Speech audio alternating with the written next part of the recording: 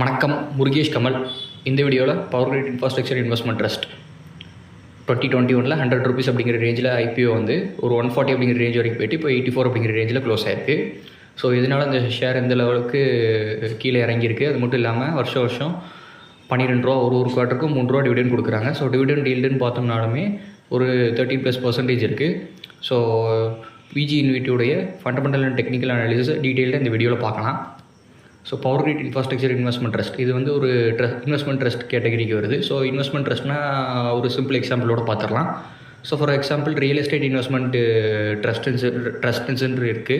So real estate investment trust என்ன பண்ணுவாங்க அப்படின்னா, ஒரு மால் இல்லைன்னா ஒரு அப்பார்ட்மெண்ட்டை கன்ஸ்ட்ரக்ட் பண்ணி, அதாவது ஒரு ஷேர் ஹோல்டர்ஸ்லேருந்து மணியை கலெக்ட் பண்ணி, அதை மாலை இல்லைனா ஒரு அப்பார்ட்மெண்ட் கலெக்ட் பண்ணி அதிலிருந்து வர ரெண்ட்டை 90% டிவிடெண்ட்டாக அந்த ஷேர் ஹோல்டர்ஸ் ஓனர்ஸ்க்கு கொடுத்துருவாங்க. ஸோ அதே வேலையை தான் பவர் கிரிட் இன்ஃப்ராஸ்ட்ரக்சர் இன்வெஸ்ட்மெண்ட் ட்ரஸ்ட்டும் பண்ணுறாங்க.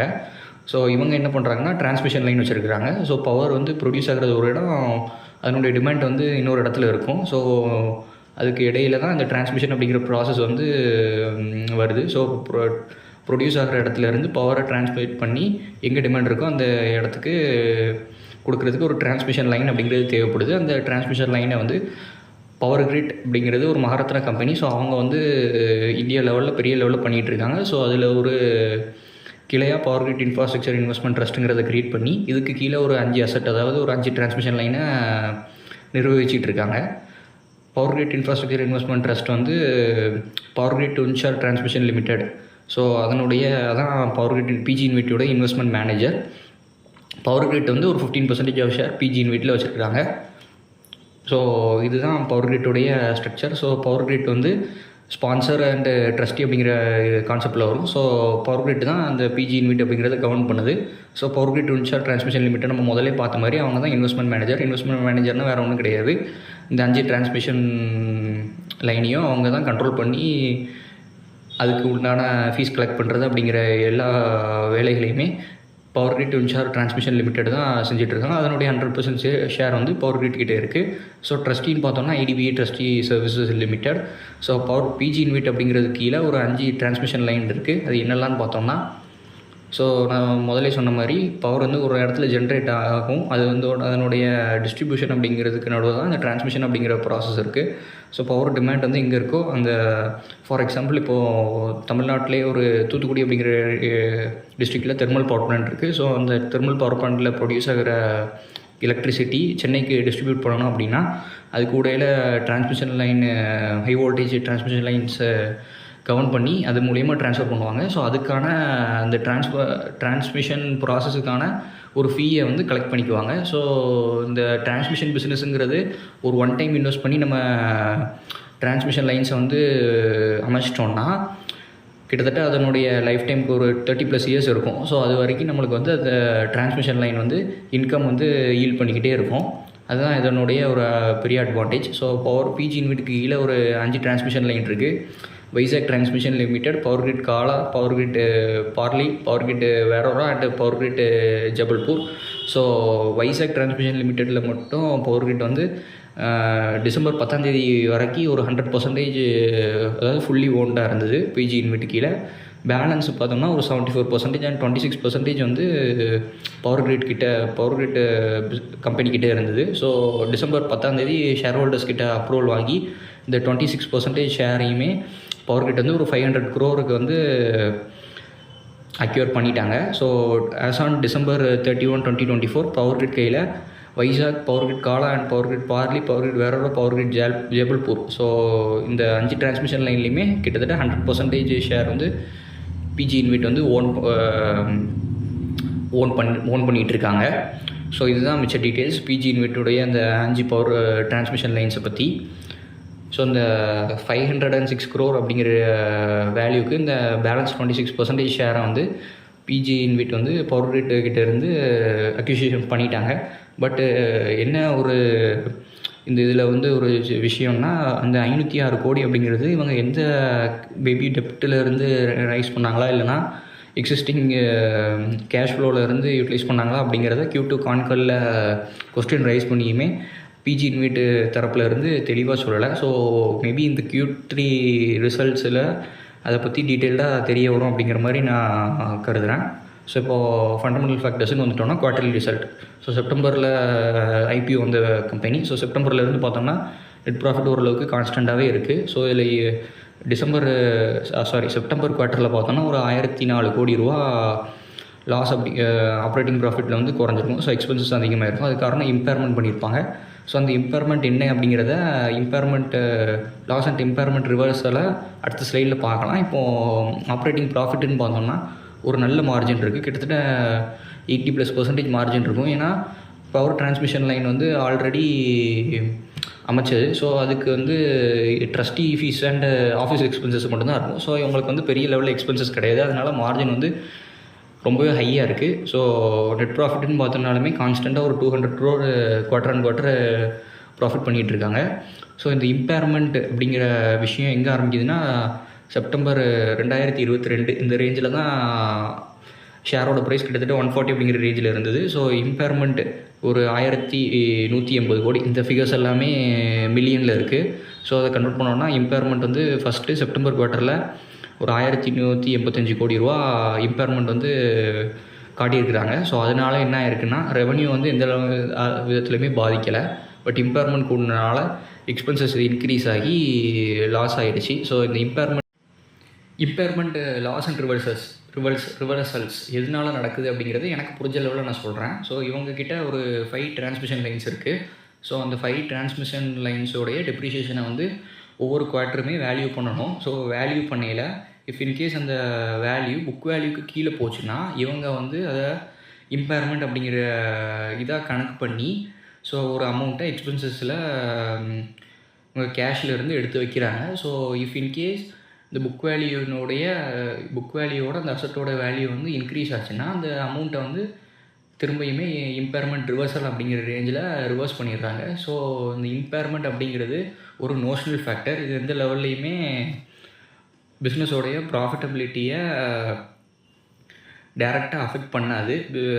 ரெவன்யூ வந்து கான்ஸ்டண்ட்டாக வந்துக்கிட்டே தான் இருக்கும். ஸோ இந்த இம்பேர்மெண்ட் அப்படிங்கிற எடுத்து வைக்கிற அமௌண்ட்டுமே ஃப்யூச்சரில் அந்த புக் வேல்யூனுடைய அவங்களுடைய அசட்டோட வேல்யூ இன்க்ரீஸ் ஆகிடுச்சுன்னா வேல்யூ பண்ணியில் அது வந்து இவங்க எடுத்து வச்ச இம்பேர்மெண்ட் வந்து ரிவர்சல் ஆகிடும். ஸோ ரிவர்சல் ஆனதை இந்த குவார்ட்டர்லேயே நம்ம பார்க்கலாம். ஸோ இம்பேர்மெண்ட் ரிவர்சல்னு கொடுத்து 2023 ஒரு 95 கோடி ரூபா இம்பேர்மெண்ட் வந்து ரிவர்சல் பண்ணியிருக்கிறாங்க. ஸோ போன குவார்ட்டர்லேயுமே ஒரு 29 கோடி ரூபா இம்பேர்மெண்ட் வந்து எடுத்து வச்சுருக்காங்க. ஸோ என்ன ரீசன்னா இவங்களுடைய அசட்டோடைய வேல்யூ புக் வேல்யூவோட டிக்ரீஸ் ஆகிருக்கு. ஸோ இதுதான் இம்பேர்மெண்ட் எனக்கு புரிஞ்ச அளவு. ஸோ இப்போ ப்ராஃபிட் அண்ட் லாஸ்ன்னு பார்த்தோம்னா 2023 லாஸ் வந்துருக்கு. காரணம் இந்த இம்பேர்மெண்ட். ஸோ கான்ஸ்டண்ட்டாக ப்ராஃபிட் வந்து பரவாயில்ல, ஓரளவுக்கு டீசெண்டாக இருக்குது. ஸோ பேலன்ஸ் ஷீட்டுன்னு பார்த்தோம்னா பாராயிங்ஸ் சைட்லன்னு பார்த்தோம்னா ஒரு 600 crore பாராயிங் இருக்குது. ஸோ 600 crore அப்படிங்கிறது ஓரளவுக்கு அதிகமாக தான் இருக்குது பாராயிங். பட் பரவாயில்ல. ஸோ இவங்க டிரான்ஸ்மிஷன் லைன்ஸ் எல்லாம் இது பண்ணுறதுக்காக நிரூபிக்கிறதுக்காண்டி வாங்கியிருப்பாங்க. ஸோ கேஷ் ஃப்ளோவுமே பார்த்தோம்னா ஒரு 500 கோடி இருக்குது. ஸோ பாராயிங்ஸுக்கு ஈக்குவலாக கேஷ் ஃப்ளோ இருக்கிறதுனால இது பெருசாக கண்டுக்கிட வேண்டியதில்லை. ஸோ மேபி இந்த கேஷ் ஃப்ளோ யூட்டிலைஸ் பண்ணி கூட இவங்க பேலன்ஸ் இந்த 4 டிரான்ஸ்மிஷன் லைனுடைய ஷேரையுமே பவர் கிரிட் கையிலேருந்து பர்ச்சேஸ் பண்ணிக்கலாம்.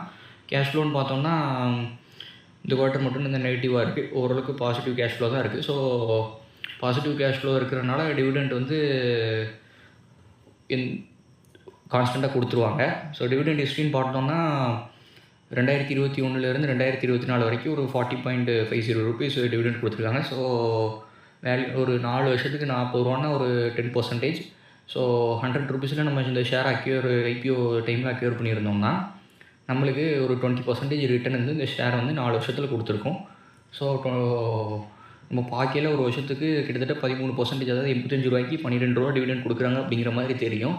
பட் ரியல் டைம் ஃபேக்டரில் பார்த்தோன்னா கிட்டத்தட்ட அட்ஜஸ்ட் ஆகி ஒரு 20% தான் இந்த 4 வருஷத்தில் நம்ம 100 rupees அப்படிங்கிற ரேஞ்சில் ஐபிஓவில் வாங்கியிருந்தோம்னா கெயின் இருக்கும். ஸோ இந்த ஒரு குவார்ட்டருக்கும் 3 ரூபா டிவிடெண்ட் கொடுக்குறாங்க. ஸோ அந்த 3 ரூபாயுமே பிரேக்கப் பண்ணிடுறாங்க. ஸோ இன்ட்ரெஸ்ட் 2 ரூபா, taxable dividend, exempt dividend and repayment of SPV டெப்ட், ட்ரெஷரி இன்கம் அப்படின்னு சொல்லிட்டு. ஸோ இந்த 3 ரூபாயுமே நம்மளுக்கு முழுசாக வராது. ஒரு குவார்ட்டரும் சம்திங் 10% டிடிஎஸ் டிடெக்ட் பண்ணிட்டு தான் கொடுப்பாங்க. அரௌண்ட் 2 ரூபா 70 பைசா தான் வரும்னு அப்படிங்கிற மாதிரி நினைக்கிறேன். ஸோ இதுதான் அந்த டிவிடெண்ட் ஹிஸ்ட்ரி. ஸோ ரூ. 40 50 ரூ. 100 அப்படிங்கிற ரேஞ்சில் அக்யூர் பண்ணியிருந்தோம்னா நம்மளுக்கு ரியல் டைம் ரிட்டர்ன் பார்த்தோம்னா கிட்டத்தட்ட ஒரு இந்த 4 வருஷத்தில் ஒரு 20 to 23% தான் கொடுத்துருக்கோம். இந்த ரிட்டர்ன் வந்து அதர் ஷேர்ஸை கம்பேர் பண்ணியில் ரொம்ப ரொம்ப கம்மி. ஸோ ப்ரைஸ் ஹிஸ்ட்ரின்னு பார்த்தோம்னா 120 அப்படிங்கிற ரேஞ்சில் 2021 இருந்து ஒரு இந்த ரிட்டர்னையுமே ஆவரேஜாக கேல்குலேட் பண்ணோம்னா ஸோ 140 அப்படிங்கிற ரேஞ்சிலேருந்து இப்போது 83 ஒரு நல்ல ஃபால் தான். ஸோ டிவிடெண்ட் கொடுக்குறனால பாசிட்டிவாக இருக்கிறது வந்து ரொம்ப கம்மி. பட்டு இருந்தாலுமே ஒரு இயரும் கிட்டத்தட்ட ஒரு 10+% டிக்ரீஸ் ஆகிட்டே தான் க்ளோஸ் ஆகிட்டுருக்கு.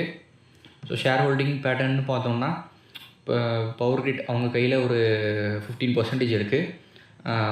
நெக்ஸ்ட்டு மியூச்சுவல் ஃபண்டு கிட்ட ஒரு 4.17%, எஃபிஐ கிட்ட ஒரு 7.26%, பென்ஷன் ஃபண்டு கிட்ட ஒரு 4.49, இன்சூரன்ஸ் கம்பெனி கிட்ட ஒரு 4.49%, பென்ஷன் ஃபண்ட் கிட்ட ஒரு 7.26% அண்டு எஃபிஐஸ் ஒரு 18.97%. பரவாயில்ல, சிக்னிஃபிகண்ட் ஒரு 19% வந்து எஃபிஐ வந்து ஓன் பண்ணிகிட்ருக்காங்க. மேபி எஃபிஐ வந்து கான்ஸ்டண்ட்டாக அந்த ஷேரை வந்து டிக்ரீஸ் பண்ணிக்கிட்டு இருப்பாங்கன்னு நினைக்கிறேன். நான் previous year share holding pattern data தேடி பார்த்தேன், கிடைக்கல. ஸோ கிடச்சதுன்னா அப்கமிங் வீடியோஸில் நான் ஆட் பண்ணுறேன். ஸோ இண்டிவிஜுவல்ஸ் கையில் ஒரு 49% இருக்குது. ஸோ இதுதான் PG இன்வெஸ்ட்மெண்ட்டோடைய share holding pattern.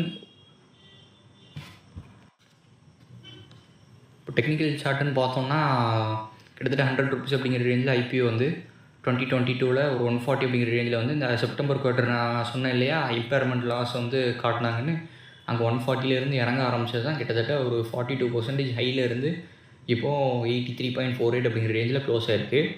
So நானும் 90 அப்படிங்கிற ரேஞ்சில் வந்து ஒரு ரிவர்சல் எடுக்குன்னு பார்த்தேன், எடுக்கலை. ஸோ 85 அப்படிங்கிற ரேஞ்சில் வந்து ஒரு ரிவர்சல் ஆகும்னு பார்த்தேன், ஆகலை. இப்போது கிட்டத்தட்ட 83 அப்படிங்கிற ரேஞ்சில் வந்துடுச்சு. ஒரு 80 அப்படிங்கிற ரேஞ்சு டெய்லி நியர் ஆல் டைமில் வந்துட்டுருக்கு. ஸோ அடுத்து ஒரு 80 அப்படிங்கிற ரேஞ்ச் வரைக்கும் கூட அடுத்த குவார்ட்டர் ரிசல்ட் வர்றதுக்குள்ளே வந்துடலாம் அப்படிங்கிற மாதிரி தான் நான் எதிர்பார்க்குறேன். ஸோ ஏற்கனவே இந்த ஷேரை 100 அப்படிங்கிற ரேஞ்சுக்கு மேலே வாங்கி ஹோல்ட் பண்ணுறவங்க டிவிடெண்ட் வந்து ₹12 வர்ற வரைக்கும் ஹோல்ட் பண்ணலாம். ஸோ பிஸ்னஸ் வைஸில் எந்த தப்புமே இல்லை. ஸோ இம்பேர்மெண்ட் லாஸ் அப்படிங்கிறது இந்த வேல்யூவேஷன் சைட்லேருந்து தான் வருதே தவிர அதுவுமே ரிவர்சல் ஆகிரும். ஸோ அதை வச்சு பெருசாக கவலைப்பட வேண்டியது இல்லை. ஸோ இப்போ ₹100 அப்படிங்கிற ரேஞ்சில் வாங்கியிருந்தாலுமே டிவிடெண்ட்டை மைனஸ் பண்ணி பார்த்தோம்னா டைம் ஃபேக்டரில் நம்மளுக்கு ரிட்டர்ன் வந்து ரொம்ப ரொம்ப கம்மி தான். மிச்ச இன்வெஸ்ட்மெண்ட்டு அசட்ஸை கம்பேர் பண்ணியில். ஸோ இதுதான் பிஜி இன்வெஸ்ட்மெண்ட்டோட டெக்னிக்கல் அனாலிசிஸ். ஸோ ஒவ்வொரு சப்போர்ட்டுமே பிரேக் பண்ணி கீழே தான் வந்துட்டுருக்கு. ஸோ இது மேபி எவ்வளோ கீழே போகும் அப்படிங்கிறத ஃப்யூச்சர் தான் டிசைட் பண்ணணும். அப்கமிங் ரிசல்ட்ஸ் நல்லா இருந்தது அப்படின்னா மேபி ஒரு 10 to 15% ஏறதுக்கான சான்சஸ் இருக்குது. Q2 கான்காலில் வந்து இந்த 26% பேலன்ஸ் ஷேர் வந்து அக்யூர் பண்ணிடுவோம் அப்படின்னு சொன்னாங்க. அதே மாதிரியே அக்யூர் பண்ணிட்டாங்க. ஸோ அந்த 26% ஷேருக்கு ஃபண்ட் எங்கேருந்து யூட்டிலைஸ் பண்ணாங்க அப்படிங்கிறத Q2 கான்காலில் சொல்லலை. அது மட்டும் இல்லாமல் Q2 கான்காலில் இன்னொரு இண்டிவிஜுவல் இன்வெஸ்டர் வந்து மைனாரிட்டி ஷேர் ஹோல்டர்ஸை ப்ரொடக்ட் பண்ணுறதுக்கான ஸ்டெப்ஸை எடுங்க அப்படிங்கிற மாதிரி இன்சிஸ்ட் பண்ணியிருந்தார் மேனேஜ்மெண்ட்டுக்கு. ஸோ மேனேஜ்மெண்ட் அதை ஓகே நாங்கள் எங்கள் ஸ்பான்சர்ட்ட இதை பற்றி கம்யூனிகேட் பண்ணுறோம் அப்படிங்கிற மாதிரி சொல்லியிருக்காங்க. அது மட்டும் இல்லாமல் அப்கமிங் குவார்ட்டர்ஸ்லையும் ₹3 டிவிடெண்ட் கொடுத்துருவோம் அப்படிங்கிற மாதிரி Q2வில் மேனேஜ்மெண்ட் சைட்லேருந்து சொல்லிட்டாங்க. ஸோ ஃப்யூச்சரில் வந்து இன்னுமே நிறைய டிரான்ஸ்மிஷன் லைன்ஸை வந்து அக்யூர் பண்ணுறதுக்கான ப்ராசஸும் போயிட்டுருக்கு அப்படிங்கிற மாதிரி சொல்லியிருக்காங்க. ஸோ கன்க்ளூஷன் என்னென்னா, ஓவர் எக்ஸ்போஷர் இருந்ததுன்னா தயவுசெய்து ரெடியூஸ் பண்ணிடுங்க உங்கள் போர்ட்ஃபோலியோவில். பிகாஸ் ப்ரைஸ் இன்னுமே எவ்வளோ தூரம் கரெக்டாகும் அப்படிங்கிறது யாருக்குமே தெரியாது. ஏன்னா ஃபண்டமெண்டல் வைஸில் ஓரளவுக்கு ஸ்டேபிளாக தான் இருக்குது அப்போ இந்த போன குவார்ட்டர்ஸ் எல்லாமே. பட் இருந்தாலுமே ப்ரைஸ் வந்து டிக்ரீஸ் ஆகிறது கம்மியாக மாட்டேங்குது. ஸோ இப்போ உள்ள கரண்ட் மார்க்கெட் ப்ரைஸுக்கு கிட்டத்தட்ட ஒரு ₹85 அப்படிங்கிற ரேஞ்சில் பார்த்தோன்னா ஒரு 14% ரிட்டர்ன் கொடுக்குது. ஸோ இது வந்து ஒரு நல்ல ரிட்டர்ன் தான். பட்டு ப்ரைஸ் வந்து டிக்ரீஸ் ஆகிக்கிட்டே போச்சுன்னா இந்த ரிட்டர்ன் வந்து பெரிய லெவலில் இன்ஃப்ளூயன்ஸ் பண்ணாது. ஸோ ரெவன்யூவில் வந்து இமீடியட் சேஞ்சஸ் வந்து கிடையாது. இமீடியட்டாக நியூ அசட்ஸையுமே இவங்களால் அக்யூர் பண்ண முடியாது because of the regulation restrictions for investment trusts. அது மட்டும் இல்லாமல் இந்த ரேஞ்சில் நியூ என்ட்ரி போகலாமா அப்படின்னு கேட்டால் கண்டிப்பாக போகலாம். ஸோ போர்ட்ஃபோலியோவில் ஒரு சிக்னிஃபிகண்ட் பர்சன்டேஜை அலோகேட் பண்ணி எவ்வளோ கீழே வருதோ அவ்வளோ தூரத்துக்கு ஆவரேஜ் பண்ணுறதுக்கான patience and risk tolerance capacity இருந்ததுன்னா நீங்கள் தாராளமாக பிஜி இன்விட்டை ஒரு லாங் டேர்முக்கு கன்சிடர் பண்ணலாம். அது மட்டும் இல்லாமல் அப்கமிங் குவார்ட்டர் ரிசல்ட்ஸை கான்ஸ்டண்ட்டாக மானிட்டர் பண்ணுங்கள். நானுமே சொல்கிறேன், ஏதாவது ரிசல்ட்ஸில் ஏதாவது சரியில்லாமல் இருந்ததுன்னா சொல்கிறேன். ஏன்னா சரியில்லாமல் ரிசல்ட்ஸ் ஏதாவது நெகட்டிவாக வந்துச்சுன்னா ஷேரோட ப்ரைஸ் வந்து இன்னுமே கண்ணாப்பின்னு இறங்குறதுக்கான வாய்ப்புகள் ரொம்பவே அதிகம். ஸோ இதுதான் பிஜி இன்விட்டை பற்றி என்னுடைய வியூ. ஸோ இந்த வீடியோ உங்களுக்கு பயனுள்ளதாக அமைஞ்சிருக்குன்னு நான் நம்புகிறேன். இது போன்ற ஒரு நல்ல பயனுள்ள வீடியோவில் சந்திக்கிறேன். நன்றி, வணக்கம்.